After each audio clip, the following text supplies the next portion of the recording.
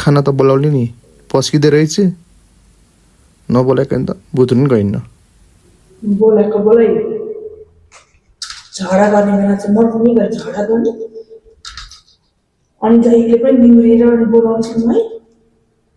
म पनि बोलाउँदिनँ पकाएर राखिदिएकै छु आएर खाएर खान्छ नखाएर पेटमा यस्तो मुसा दौडिसक्यो भयो बोलाउँदैन त आफूहरू खाम्ली क्या हो हेर नि त बोलाउँछे भनेर हेरेको मोरी काटेन बोला राख्दो छैन आफै गएर खाम्ली क्या हो थालमा त पचिसकेको पकाएर राखिदिएपछि त केटी आएर खाए के जान्छ तिम्रो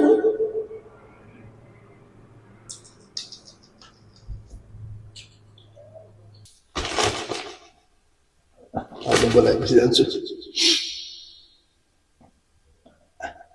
आफै निहुरेर आफै ठुलो कुरा गर्ने झर नगरेर के गर्नु ठुल्ठुलो कुरा गर्नुपर्छ आफूले घमण्ड पनि कति साह्रो हो आफू गम गम खान्छे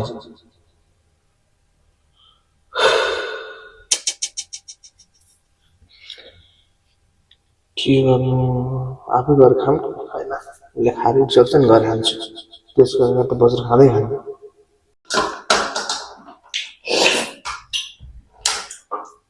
धेरै न कोप्टे एक्लै एक्लै घिचिरहेको छ होइन खाना पाकेपछि त खाना बोलाउनु नि कसरी मनले मान्छ यसरी एक्लै एक्लै खानलाई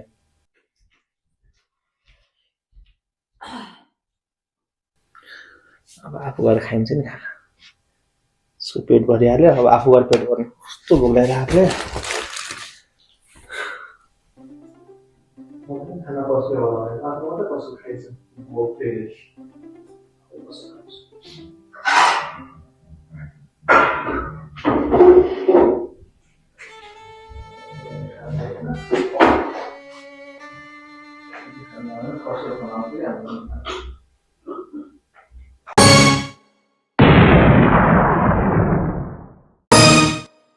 哎呦我的妈